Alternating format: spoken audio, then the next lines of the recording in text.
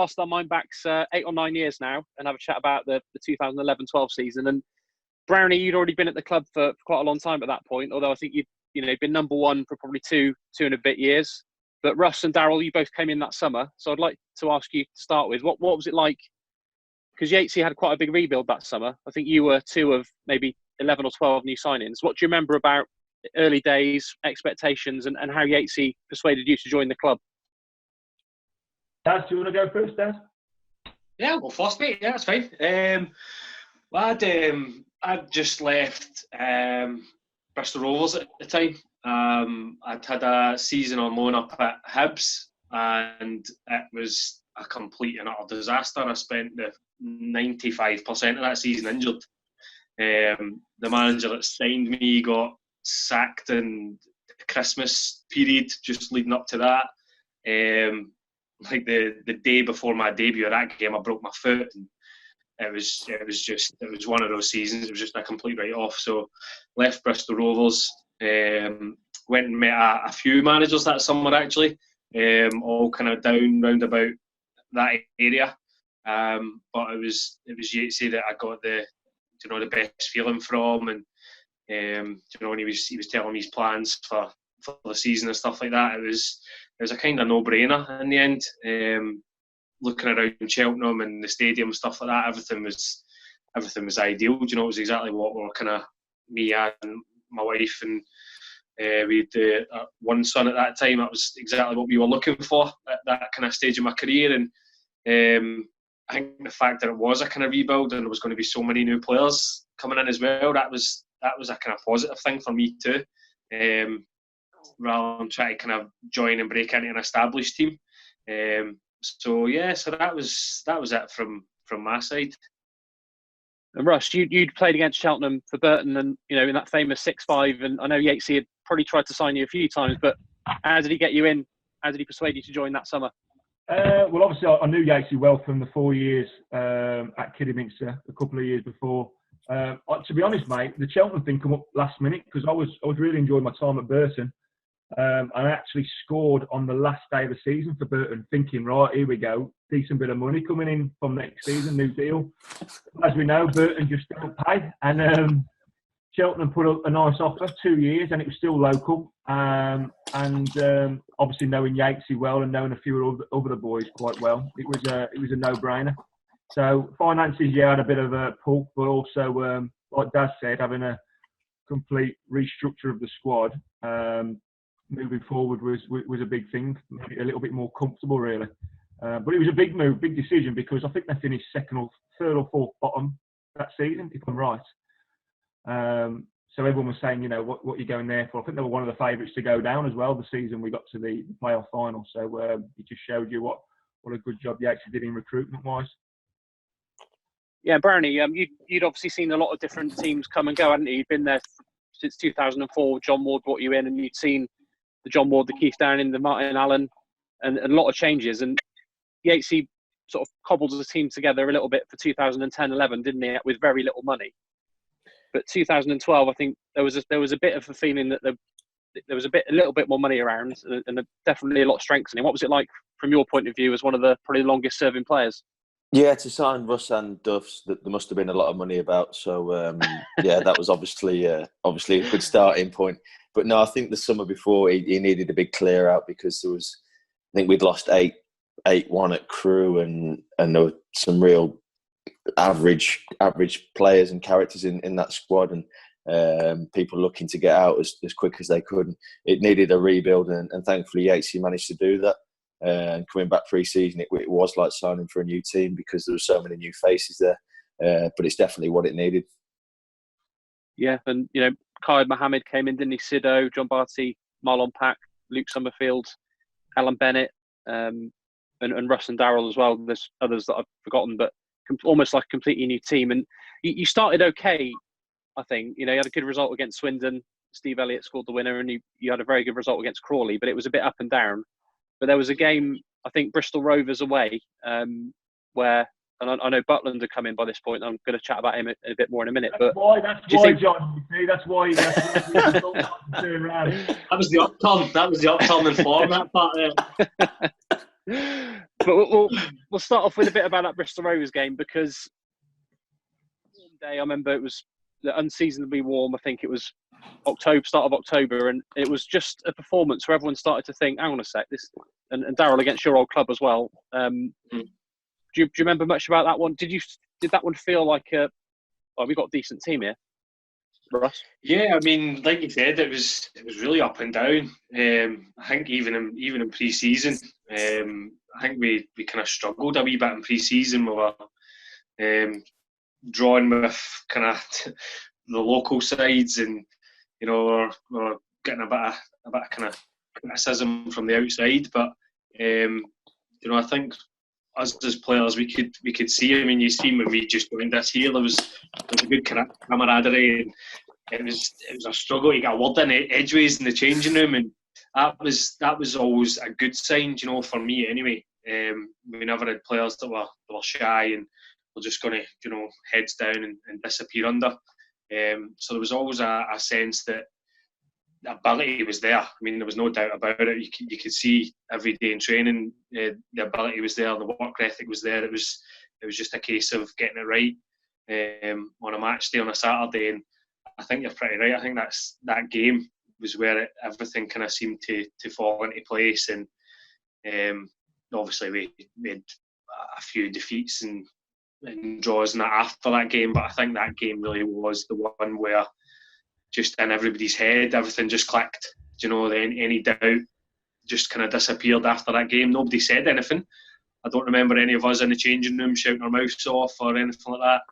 I don't think the press went mad or anything like that either. So it was just, one of those things that after that game it just turned for us, and we went on a good run and ended up having an amazing season. So that's the best I can kind of remember of it, and I don't have the best of memories. Maybe Russ and Brownie can add a wee bit more to that.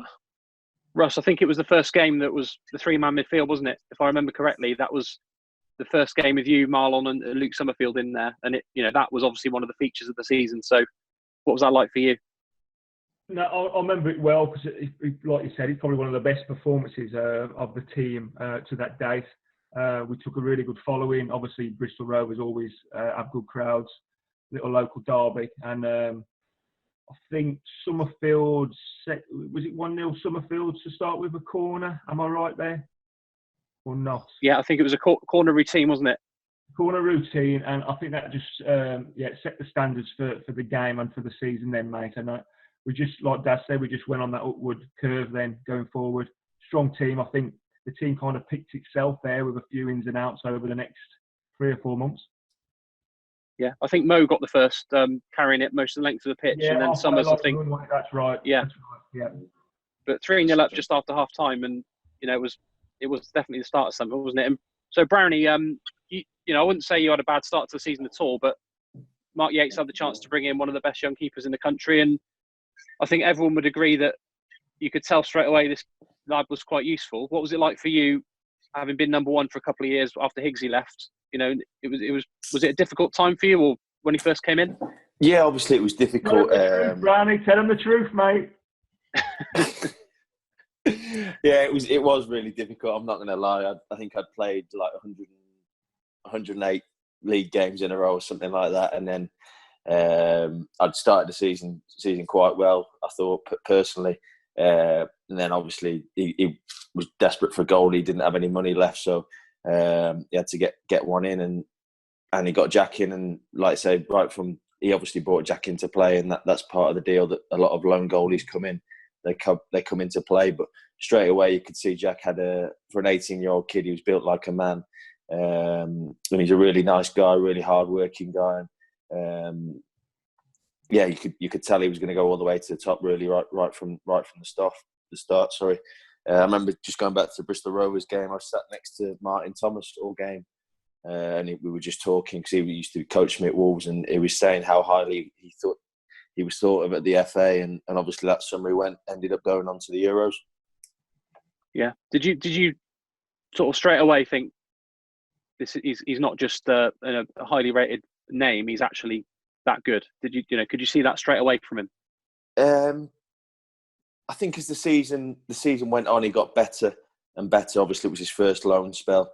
18-year-old kid, you're not going to have the finished article, and that's what he was there. He was there to make his mistakes and go back to Birmingham to play or to be sold. And as you saw later in the season, he every young goalie has a rocky spell, and it's how you come through it. But that's why they send the young goalies there to make mistakes. Is when they go back to their own clubs, they're going to be number one, and they've made the mistakes for someone else.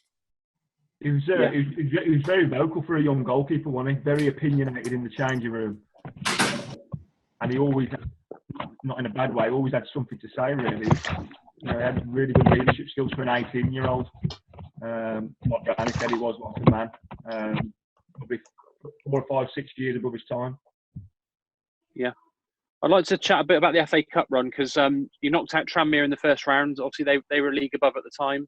And Scott, you'd come back into the team by then, and you played in all the FA Cup games, didn't you? But Luton away was an eventful one for Darryl, and Russ got on the score sheet, and Brownie, you started that one. No, he's shin pad. But that was a tough one, wasn't it? Ben, I was delighted, mate, when you scored that one, because I could hear it from the changing room, mates. Don't you listen to him? Don't listen to the goalies. I was delighted, mate. Delighted. Well, I remember Brown. He still talks about that assist to the day, mate, where he assisted you. I know. Do you know what? It was the first thing that got mentioned there. It was a shank as well. It wasn't even a good strike. No, I think that was a great game for us as a whole, and really eventful. Yeah. Obviously, Daz got sent off as well, and tough game, mate. Tough place to go for an FA Cup second round. Obviously, we didn't know who we were going to play after that, but we knew that the big boys would be entering. There was always, here he is, Low Dog. Hey up. There was a chance of hitting a big time Premier League team, which we did. And Darryl, you got the winner against Tranmere. Oh, hi Keith. How you doing? You okay? How you doing? All right. Nice to see you. Yeah, not too bad. Sorry, joined a bit late. Just talking about the FA Cup run, and Tranmere away, Darryl penalty. Keith, you started that one, didn't you? And then Luton away in the next round. They were the league below, but they were a strong side, weren't they? To go there and win 4-2 to set up that potential dream tie, which you sort of got in the end. What do you remember about that one, Keith? Yeah, to be fair, the whole season was something to look back on. I actually watched a couple of games not too long ago. I found a couple of DVDs out the loft and watched a few games. The first 2 I watched were terrible, but there's a few good ones in there. Yeah, it was a good run. I think I don't think I played in the which one? It was that the Everton season. Was that Tottenham? Yeah. Tottenham. Oh yeah. Yeah, I think I played in a few of them running up to Tottenham, but I didn't start the Tottenham game. I don't think I got on either. But yeah, we had a squad good enough to have a cup run like that, so didn't really surprise anybody, did it? Yeah, I'm not sure how long you can pop in for, Keith, because I know you got your hands full today. But you were Player of the Year before, weren't you? Right back. But then suddenly you had a sort of major battle on your hands with Sido that season. Yeah, that's right. Yeah, and you played a fair bit, and I think you obviously could fill in and do a good job at centre half as well. But what was that like for you, playing in the first 2 rounds of the Cup, not playing at Tottenham, and then as we progress the conversation, we're obviously going to go on and chat about the playoffs, because you did a brilliant job in the semis and then didn't get to play at Wembley.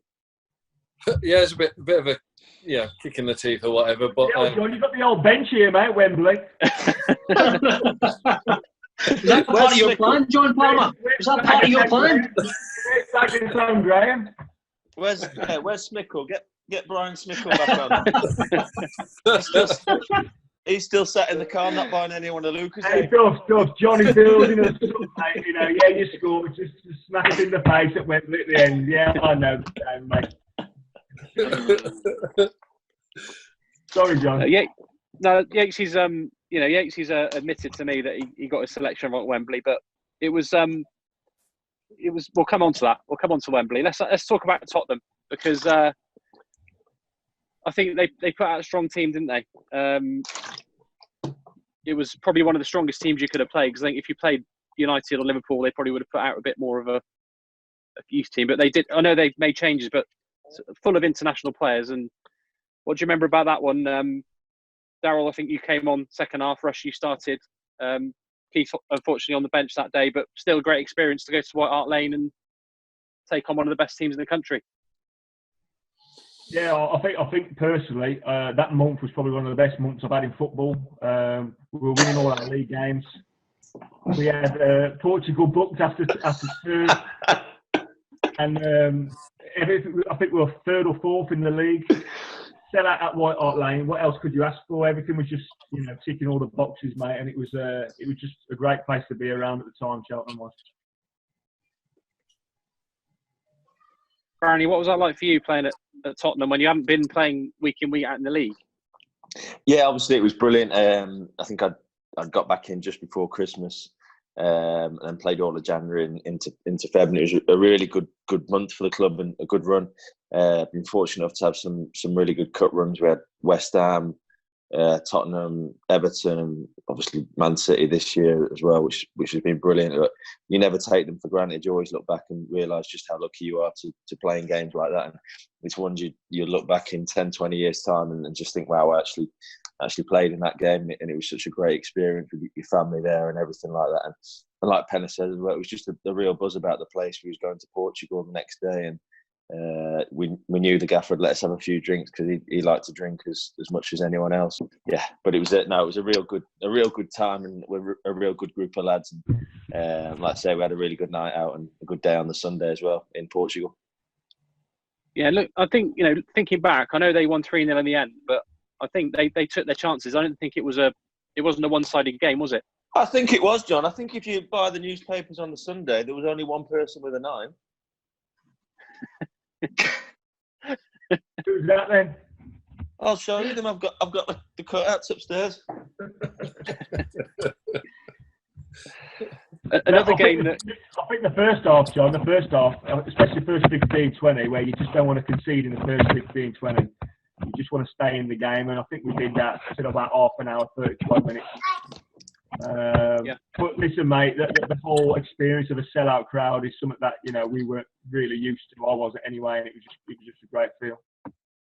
Yeah, it was like surreal, wasn't it? Like first 20 minutes, I think it was the biggest game that a lot of us had. Well, certainly for me, it was the biggest game I'd ever played in. It was just surreal the first 20 minutes, like not really. It was just like a dream, to be honest. Yeah, for me. Yeah. I mean, a lot of people talk about the win over Southend in December as being a great performance as well. Rushy scored in that one, but would you say that you were most effective as a team when you played that sort of 4-5-1, 4-3-3?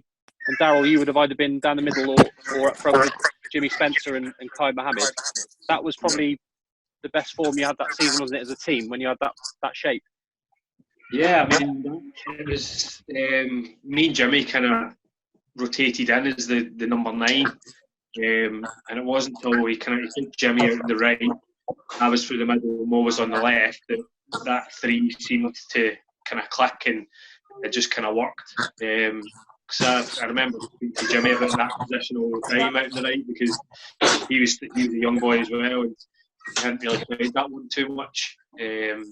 And we used to speak about that kind of position all the time. And he did say first, like he's not really that fussed about kind of where he plays, and as long as he's playing. And he went out there, and we went on a good run with that front 3 and the midfield 3 behind us, and it was enjoyable. It was an enjoyable team to play in. We created chances and we worked hard, and it was really good. It was a nice stage of my career that I look back on fondly. And Russ, we mentioned it with the Bristol Rovers game, but those 2 midfielders that you're in there with, they've gone down as one of the favourite midfield Cheltenham's ever had. You 3 just seemed to hit it off together, didn't you? As maybe all offering something a little bit different, but great unit. Yeah, I think that's right, John. Everyone had that little bit different about him. Obviously, Marlon Pack, exceptional player for that level at the time, and you can understand why he's kicked on. Luke Summerfield also good quality, and had something to prove. And you had myself just ratting around and doing everyone else's job, mate, basically. But no, mate, it was really good. I enjoyed it, and I think, like I said before, it kind of picked itself going forward, mate, and the strong, it just stronger and stronger as week went by. Macclesfield away at the end of January. You went top of the league, I think, there. 3-1 win. Jermaine McGlashan had come in, and he obviously did all right. But his arrival, it sort of, the team had to change a little bit, maybe, because he was a different type of player, wasn't he? He was an out-and-out winger. So do you think it peaked at the end of January when you went top of the league? Because you just had that bad March, didn't you, which probably cost you automatic.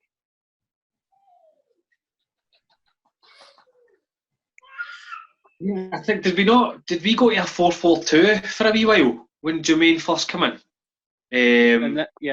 For a bit. Yeah, I think that seemed to kind of knock us off our stride a wee bit. I think I can remember at the time. He brought Jermaine in, like I say, he was an out-and-out winger. He wasn't really a wide 1 and a 3 where he could come in and he could get in behind. He could also come to feet. He was just a pure out-and-out winger. It was give him the ball and let him try and dribble and get at people. I think he kind of tinkered a bit with the formation because he'd spent a bit of money on him to bring him in. He brought him in for a fee, and I think he kind of felt that he had to try and get him in the team somewhere. And it worked. It worked at times, and at times it didn't. It was one of those ones where it was successful, but not prolonged success. It was kind of up and down success. But I think in my experience anyway of January signings, it's really hard to, as a player and for the club, for everybody to gel really quickly in a January. It is a tough one, especially when the manager brings in a few players and tinkering with formations and stuff like that. But I think overall it had reasonable success and worked pretty well. Yeah, Bernie, you sort of came back into the team after that. You missed that bad March, and I know it wasn't Jack's fault at all, but just one bad month, really, wasn't it? By the time you came back in, you were probably more looking at playoffs than top 3 maybe by April, would you say? Yeah, I think, like I said, the bad March, lost at Southend, lost quite a few bad games during that period, and I think we went to Crewe, lost 1-0, and then we beat Bradford the week after to secure the playoff place. So then it gave us a bit of time to, I think, if you had a rest and a night out in Plymouth the week after, so it gave the lads a clear few weeks just to get their head on the playoffs and work out who we were playing. Do you think Jack Butland's 2 spells, did they make you a better goalkeeper? What you went through that season? No, I don't think so. No, I think goalies get better with age, and I think perhaps a spell out the team had done me good because, like I said, I'd gone from being not playing and then playing 160 out of 159 games or something like that. So when you do have a spell out the team, you can look back and see where you can improve on. But no, I wouldn't say that in particular. No. Yeah, but you certainly responded to it the right way, and came back and probably produced some of your best form in the next couple of years, didn't you? After that. Yeah, I'd say so. But again, I think that comes with age, with goalies and things like that. When you're young, you do make mistakes, and you don't have time to reflect because there's games Saturday, Tuesday. It's different when you're playing in the reserves and things like that. But it was hard for me because I hadn't been able to get out on loan and play games or anything like that. Whereas if you're at a bigger club like Jack did, he came and he made his mistakes at Cheltenham, and then he went back to Birmingham and played every week for them. So he hadn't made his mistakes for them. So and that's what clubs do with young goalies, as you've seen since then. Like with you've had certain goalies who have come in on loan and done well, and certain goalies who have not done so well. Yeah, Darryl, your strike rate was pretty good throughout your time at Cheltenham. Really, I think you got 15 that season, but just before the playoffs, Mark brought in Ben Burgess and Steve McLean on loan, didn't he? So both at the same time, just to strengthen the front line. Although you and Jimmy had chipped in nicely. What was that like for you? Because you were I would say you were the top scorer, the main man up front for a lot of that season. And was that difficult when these two come in just before the playoffs? Yeah, of course it is. But when it's funny when you're a forward, when you're a striker, and you kind of go through the march that we had Then the playoffs are imminent. Managers, maybe thinking, oh, strikers, aren't firing. Whereas, in fact, it was the whole team. The whole team just went through a big dip. But to try and turn that around, you're naturally, I think, as a manager, as a club, going to look at attacking players. Because if you bring in a centre half at that time, or you bring in a centre midfielder at that time, people are going to be looking and saying, "Oh, why is he bringing in a centre half? Why is he bringing in a midfielder?" That's not going to help us get goals or win games. So I think naturally you're going to look to bring in strikers. Ben and Maka were available, and he brought them in. But from my side, yes, it's massively frustrating. I'd been top goal scorer for most of the season, I think. My form as well, to be fair, up and down. Didn't really have too consistent. Wasn't delighted with having a season of 15. That's the kind of lower end that I used to aim for at that time. But yeah, it's a bit of a blow, when players come in that close to the end of the season, you've been working hard and scoring goals, and then it gets to the nitty gritty where you really want to be playing.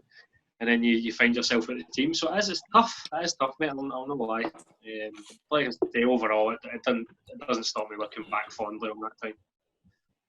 Yeah, I think Steve McLean scored at Plymouth, didn't in that game, Brownie, you mentioned, where you'd already qualified for the playoffs. But I think he'd gone by the time the playoffs happened. I think his loan had ended. But obviously Ben Burgess got the nod for Torquay first leg and scored. What are your memories of that day? Because Darryl, you came on. I don't know why you weren't in the team. Did Mark explain to you, having been in the team all season, did he have a chat with you to explain why he left you out for that one?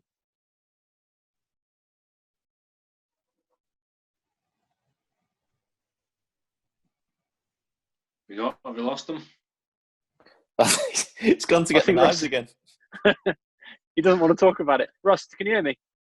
Yeah, sorry, I just lost the signal. Repeat that, please, John. Yeah, we're talking about Stop stealing the neighbour's Wi-Fi, Penna.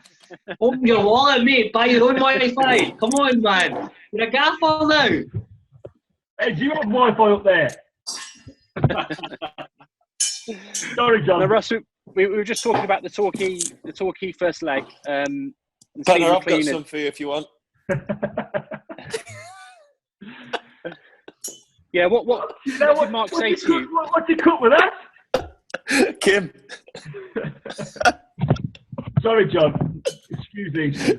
That's right. I mean, looking at the season, you were an automatic choice all the way through, but you didn't play in the semi-final first leg. You didn't get the nod. Darryl, you came on in the game, and Brownie, you started. But Russ, do you remember Mark?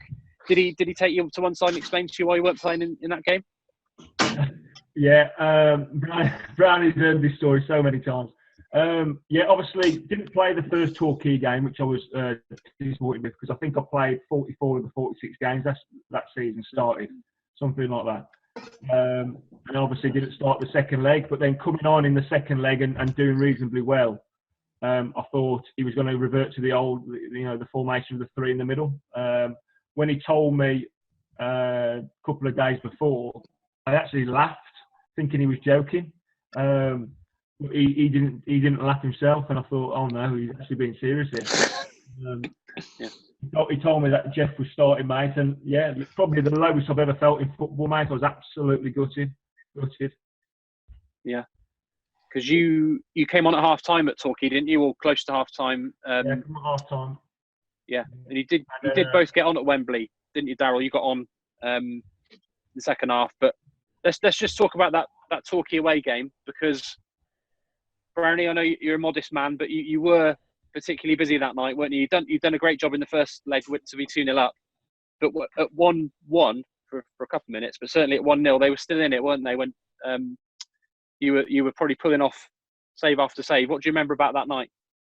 I just remember being really nervous, to be honest, driving down and on the coach and things like that. It was a big game, and obviously a massive game. Dream of playing at Wembley as a kid, and on telly and everything like that. So obviously a lot of nerves, but thankfully we managed to get the job done and through to Wembley, because first half I think they had a they had a real onslaught, but the two centre halves, Lowe and I think Sido played left back that night, were brilliant. And but I thought, like Russ said, when he come on at half time, I thought we were a lot more solid second half and limited them to a few chances. Second half, and I'd like to say when we changed shape, we were a lot better. We reverted back to what had got us there in success. And but unfortunately, like I say, we didn't finish the job.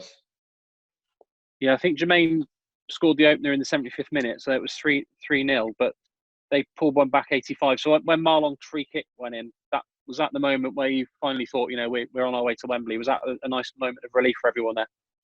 Yeah, definitely. When Paki scored that free kick, it was like, we're going to Wembley now. There was only a couple of minutes left, and I just think everyone knew once that had gone in that we were going to Wembley, because it's not often you score a goal like that and don't go through. It was just, it was a great feeling and a great night for everyone.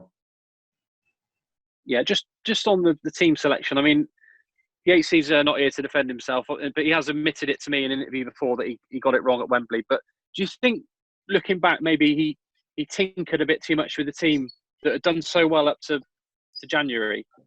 Maybe should have stuck with it. Second half of the season seemed to be trying to search for 4-4-2 or bringing in a couple of extra loans. Do you think if you could have maintained that form, I know it's easier said than done, but that form you had for the middle third of the season, you would have probably gone up automatically, wouldn't you? Yeah, I think I remember him saying once that we lost to Crewe twice that season, and he wanted to try something different. I didn't think Jeff Golding was the answer, by the way, and I love Jeff to bits, but it was just a really odd change, probably different to everything we tried that season that would give us so much success.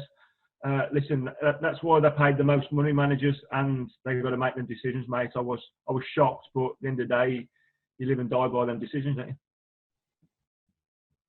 Yeah, hindsight's brilliant as well, isn't it? I mean, I think when Yatesy brought me in the summer, he did say he wanted to play 4-4-2, and I think he did favour that formation. I don't think him himself was a huge fan of the 4-3-3, but because we were doing so well and because it was so successful, then he had to almost stick with it.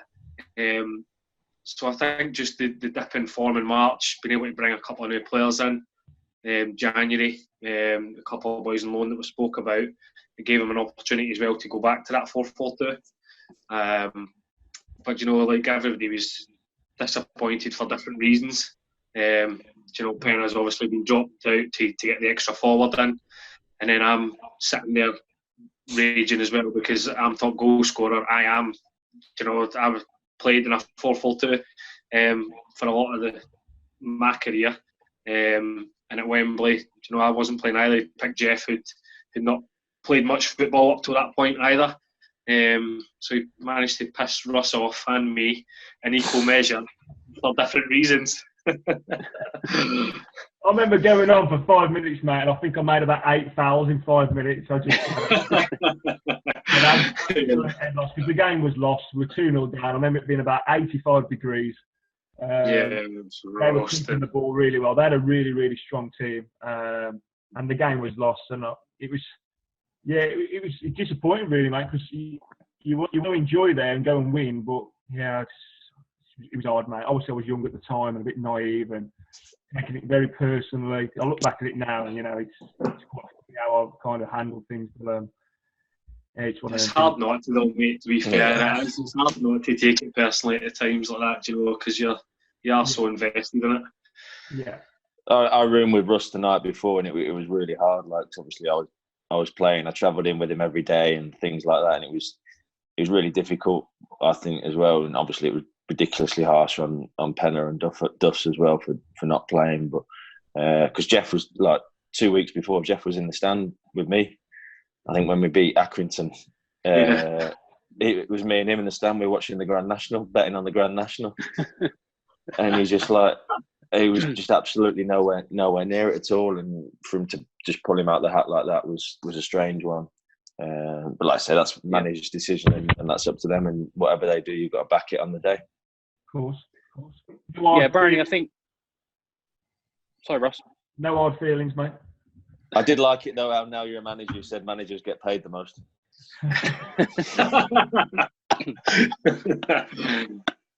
Brownie, the game, I think people will remember Mo had a chance, and I think Jeff Goulding at the bar, didn't he? But the first goal, I mean, that wasn't a typical League Two goal, was it, from Nick Powell? Talk us through. I know you won't take any pleasure in letting a goal in, but if you're going to get beaten, that's probably a sort of goal that you do want to get beaten by, isn't it?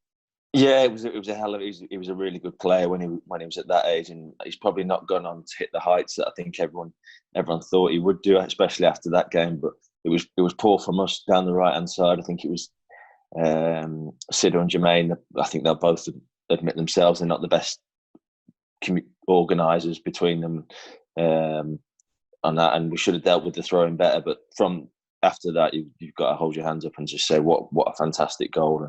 And like I say, he was probably one of the best players in the league that season. He deserved his move when he got it. I don't think there was any great expectations to get promoted that season, but because you had such a good run of form and you've been at the top of the league, what was it? Was it, stupid question, was it disappointing? But how gutting was it not to go up when you were so close to automatic? And Crewe were the team that finished the season in form, really, weren't they? Yeah, I think they were the form team, and I think playing at Wembley against a 4-4-2 suited them on a big pitch. They could pass it around like the Crewe way and sort of thing. It was obviously really disappointing to lose at Wembley, but like I say, nobody expected us to do that well. For me, to be honest, that the following season was more of a disappointment that we didn't go up that season. We should have gone up automatically that season with the squad we had and the players we had. I felt that season was more of an opportunity missed than. I know we're in a playoff final and we're one game away from it, but I just felt that season was the season that we should have gone up. We had a decent budget, invested in January. But yeah, it was that was the season for me that I was more disappointed about, looking back as a whole.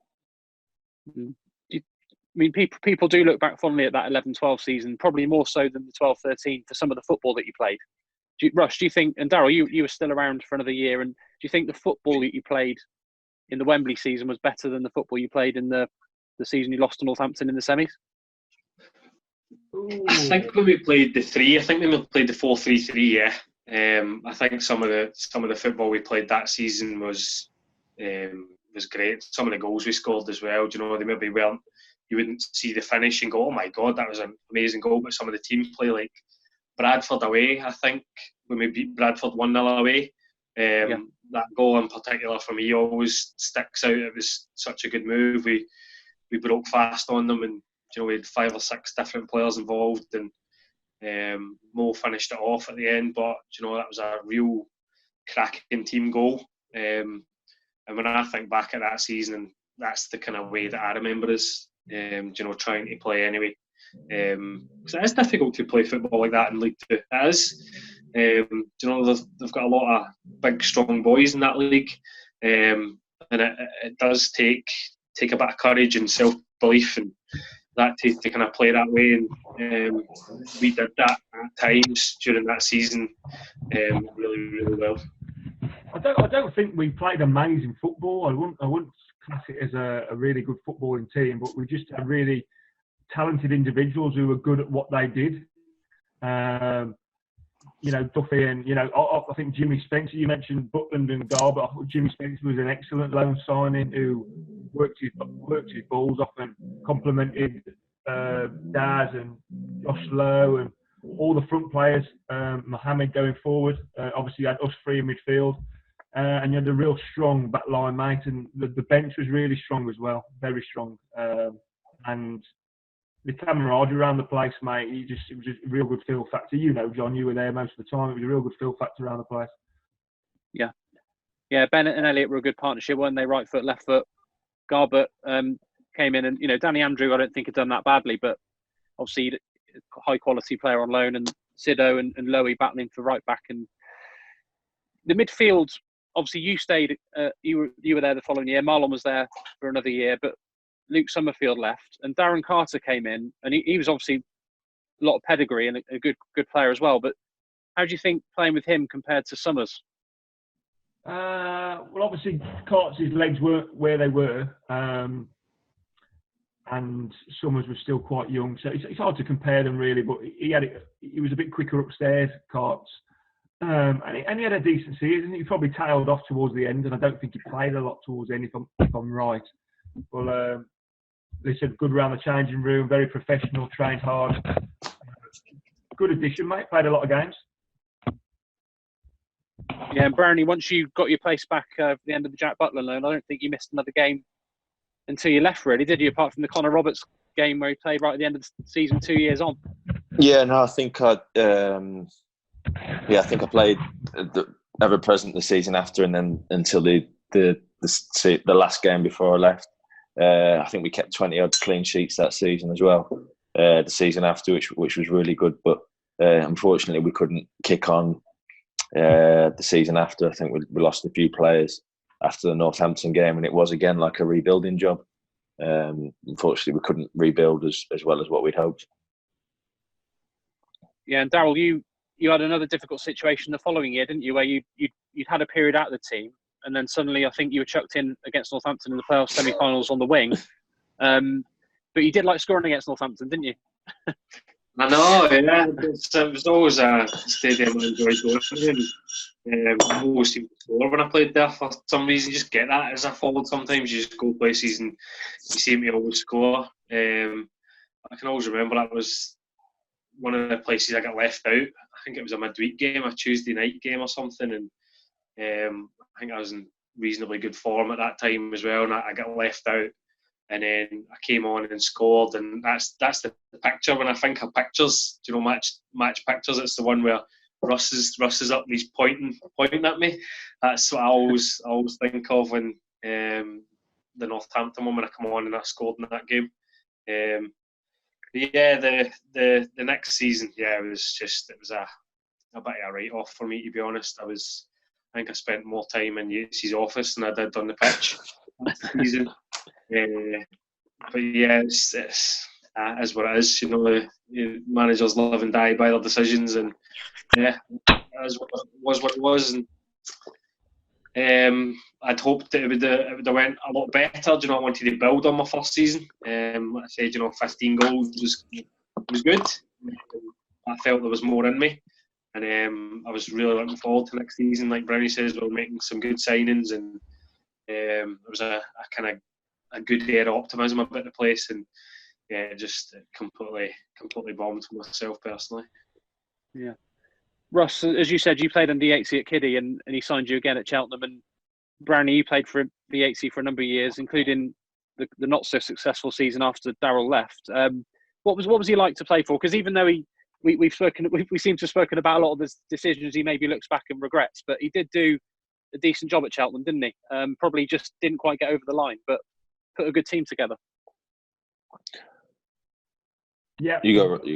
For me, great manager, John. Listen, I haven't got a bad word to say about the bloke, mate. I've worked with him for 7-8 seasons. He's given me 7-8 contracts, so he's been great. I think, he made some bad decisions, but he made a lot of good decisions as well. He recruited very, very well. He knew the level inside out. And that team, the first season when we were all there, the 11-12 season, he really started to build someone at Cheltenham. And then again, he progressed to building it again the year after. Then for whatever reason, just tailed off. When that was really the time to really kick on and try and be one of the League Two strongest teams and get that promotion, which never happened. But overall, mate, 2 years at Cheltenham were probably the best 2 years I've had it. When you coincide in results and the players I've played with, probably the best era of football in my career. Yeah, Bernie, I think. what would you say? So I think he did an unbelievable job. To be fair, I don't think he gets the credit or the recognition that he deserved. And to take a team when he took over from Martin Allen, where the dressing room was old and depleted, and there were a lot of big earners still there, to a playoff final, to fourth in the league within a couple of seasons was a fantastic job. And I think he gets a lot of blame for Cheltenham getting relegated, but I don't actually think that's fair at all, because they were mid-table when he left. Paul Buckle came in and didn't do a particularly good job either, and then Gary Johnson came in and seemed to pass the blame on to everyone else. But I don't think he won a league game. It would have been one of the greatest achievements if he got us promoted that year. To Cheltenham from third, fourth and bottom to go into League One to play in the likes of Leeds and Wolves at the time, I think it might have been. And it's just frightening, mate. To even think that was 90 minutes away.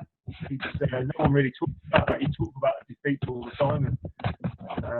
But like Brownie said, I think, deep down we probably were disappointed more the year after because we had invested, and I think the owners chucked a little bit more at it. Brought some bigger household names into the level, and we didn't hit the peaks. Saying that, we did finish 56, and again another half decent season. Yeah.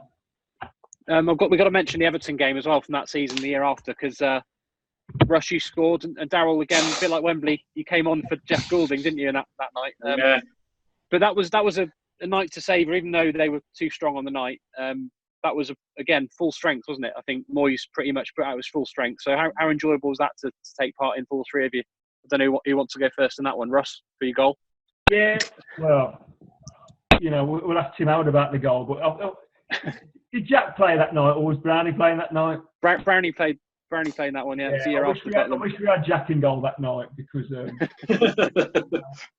Well, listen, John, that's what you play for, mate, games like that. And I think the game before that, the Hereford game, was a proper scrap away at their place. I think it was snowing, foggy, sell out at Hereford, and we scraped through that on extra time, I think, if I'm right. Yeah. Yeah. Very late in extra time, yeah.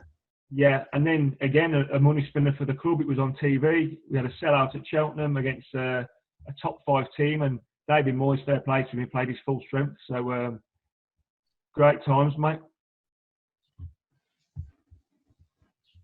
Brownie, what are your memories of that one? Because although you let a couple in, it was a respectable effort, wasn't it, against an unbelievable team? He let 5 in, John. Not a couple. He let 5 in.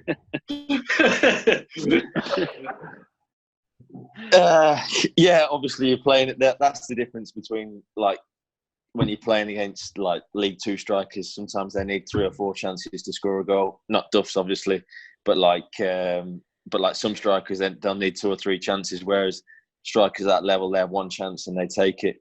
But like Penna says, it was a matter. I remember, I think we played Hereford on the Monday night, the first leg, and the draw was on the Sunday, so we knew the winners would get Everton. It was on BT, and then we drew, and then we went over there the following Tuesday. I don't think anyone actually thought it'd be on because it was absolutely freezing, and it's always a tricky place to play. And we obviously knew that they were in financial trouble.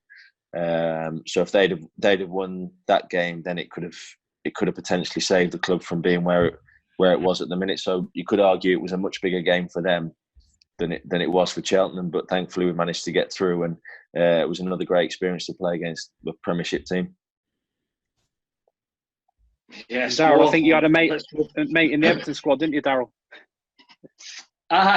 Easy, yeah, Stevie Naismith. We went back to 16. We'd been playing together from that age, so our careers had went in different directions. He's a good lad and a top player, like all of their whole squad was. And they were a joy to watch that night. But we were going into the game anyway, just try and enjoy it as best we could. And Russ scored, and we never heard the end of it to the end of the season, even though he must hit it. It was more the Hereford games that stuck in my mind because of how horrible they were. Yeah. It was 2 horrible games. To get to the Everton one, and then get to the Everton one and they put 5 past us as well. It's a wee bit of a dampener on it as well. But no, it's they were all good experiences, and I'm starting to notice a trend of me getting left out of the big games at Cheltenham from that time there. I think the same sort of thing happened to Sean Harrod that season, because he started off on fire with the goals, and by the end of the season, Byron Harrison had come in, Paul Benson had come in. I think you were obviously coming in at times as well, and I think he sort of got, I don't know whether his form went, but he look at the way he started the season, he would have been on course for well over 20 goals, wouldn't he? And then he sort of struggled a bit towards the end. So it was sort of almost mirrored your first season at Cheltenham, I thought. Yeah, Penna was taking all the credit for Hazard's signing. I signed him, what a player I've signed, Hazard. He's banging in goals left, right and centre. Then he went quiet after that, and Russ never said a thing about signing him after that. But no, Hazard come in and strong finisher, Hazard. Right foot, left foot headers. He wasn't the quickest. But his movement and his sharpness of thought, was sensational. And like you say, he started that season ridiculous, and it did seem like he was going to go on to get 30 odd goals that season, but just, I don't know, strikers were a weird breed, mate. What can I say? We just, you maybe go a couple of games where you're not quite on it and you flop your lines a couple of times, and then that's you after that. It's kind of a struggle to get back, and you just need something. You need one to hit you and go in, or something just to kind of get you back on the trail again. And unfortunately for Hazard, it never happened for him again that season. And I don't. Was Zeb and Zabrowski come in that season as well? Yeah, Zeb's come in, didn't he? Yeah. You know what, mate? When you look at them 5 strikers we had that year, mate. I know, mate. I know. But Bernie, I think you got Player of the Year. If I'm right in thinking, you got Player of the Year that year in a team that got into the playoffs and had all those strikers. I think that was your year where you won Supporters Player, was it? Yeah, I think thankfully I won a couple of awards that year, but I think we kept 20 odd clean sheets or something like that. And like we said, you keep 20 odd clean sheets, then that should be enough to get you top 3 at least. But I just don't think we could win away from home if I was right. I think our away form was really poor that year. Yeah, letting a few at Rotherham, Chesterfield, a couple of 4s, didn't we, in that season? Yeah, it wasn't. At home, though, I think we pretty much won every single game at home. But yeah, away from home, we just couldn't get a win. Yeah, Russ, you were made captain in the summer of 13, weren't you? I think, and new contract, if I remember correctly. And Scott, you've stayed for one more year. Darryl, you've been on a bit of a venture since you left Cheltenham, haven't you? You've been a long way from home, and now you're a lot closer to home. I know. I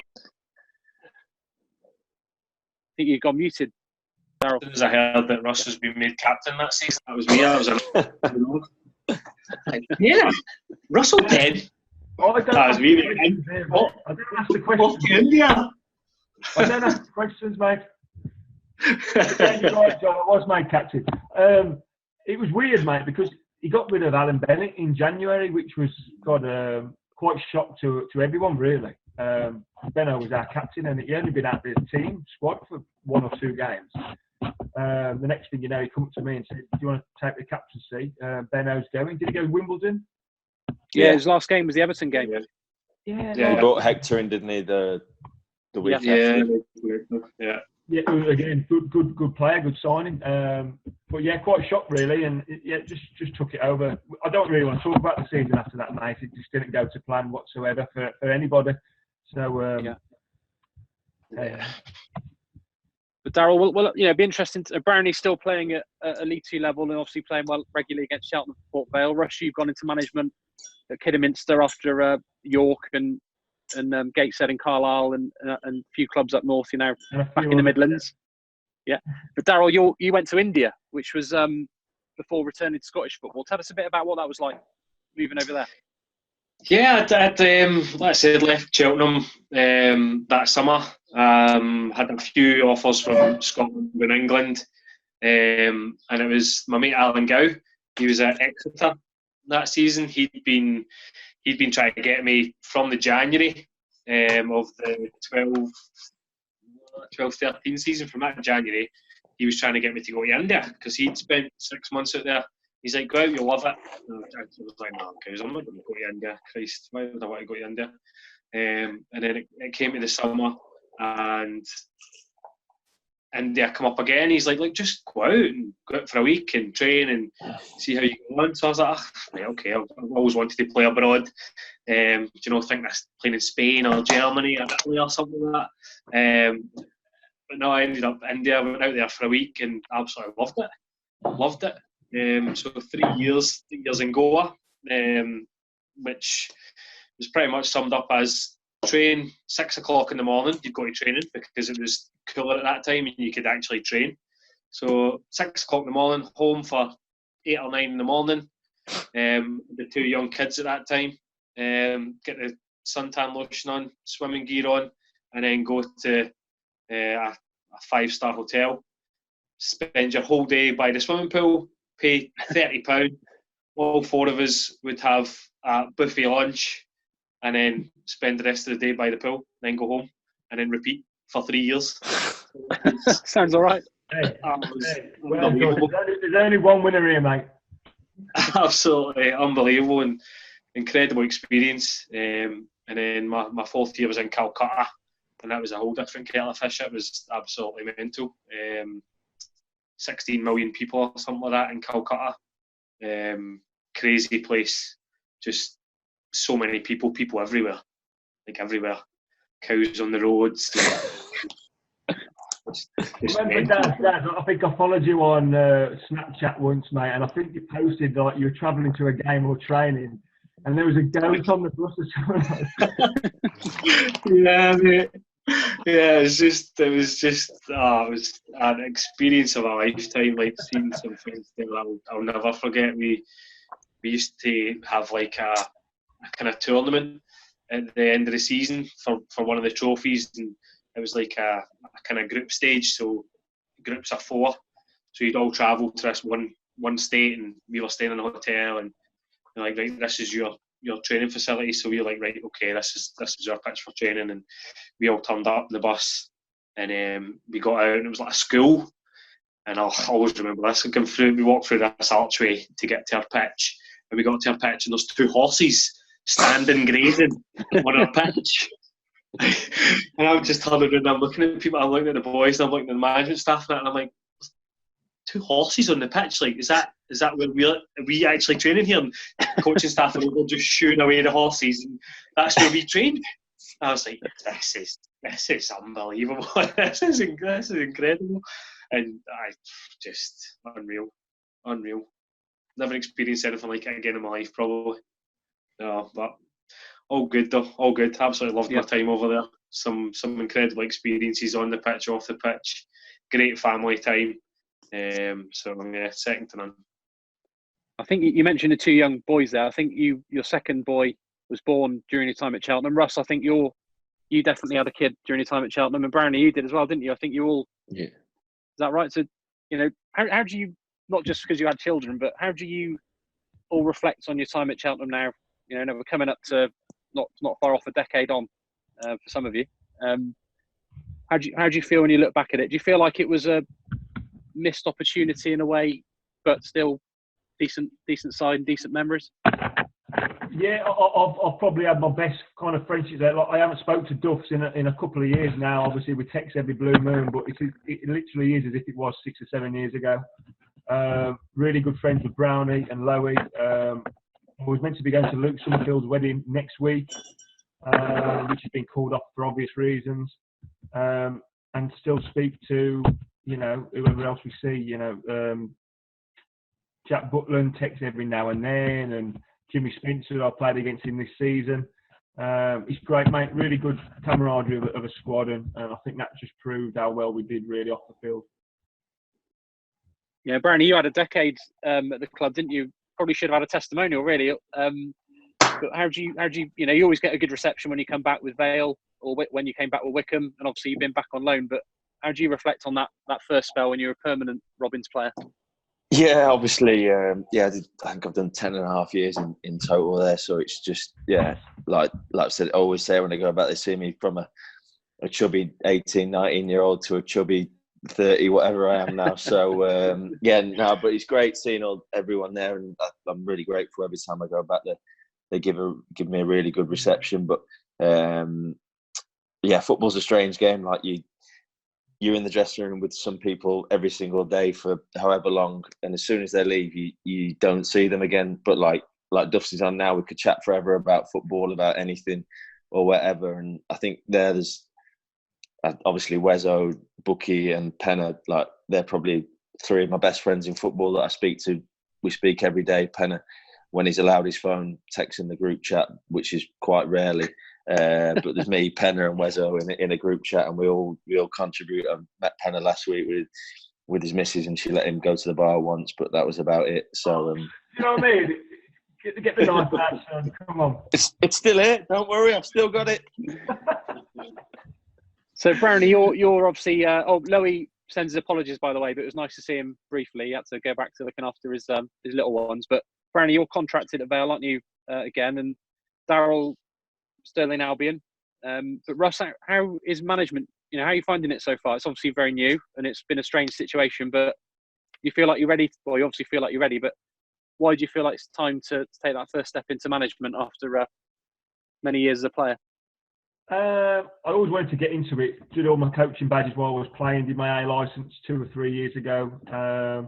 And when I got the offer to be assistant last year, I thought this is a good route to get there. But probably 2 or 3, 4, 5 years down the line, to be fair.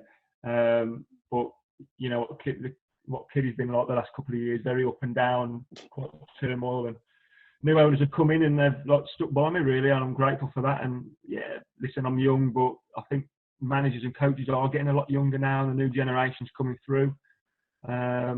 And as you see out there, there's a lot of under 40s getting employed now to be managers or assistants moving forward. Yeah, well, wish you all the best with that role at Kiddie. And Brownie, you've probably gone for another decade or so, but Darryl, not quite the same for strikers as it is for goalkeepers. But do you think you've got a few years left in you yet, north of the border? I don't see why not, mate. I still feel pretty good. You know, I've took the step down now from full time to part time. I did that 2 years ago, and that made a big difference to me as well. You know, doing the full time stuff at 34.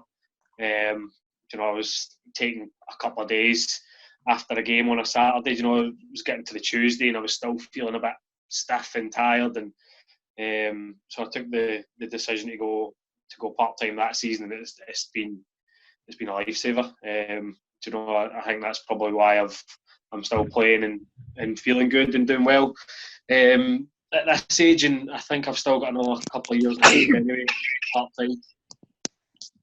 No more 6 a.m. training sessions now either. Sorry, mate. No more 6 a.m. training sessions at the moment. No, thankfully not. The weather in Scotland is slightly different from that. So, you need to train the radiators around the pitch up here rather than come in gym sessions. Yeah. Brilliant. Well, it's been great to chat to everyone. Shame Lowy could only pop in, but at least he made an appearance. But it's great to have a little reminisce about a season that will always be fondly remembered, even if it didn't quite end in glory. It was certainly a lot of pleasure from that FA Cup run and the run to Wembley. So thanks for taking the time to have a reminisce.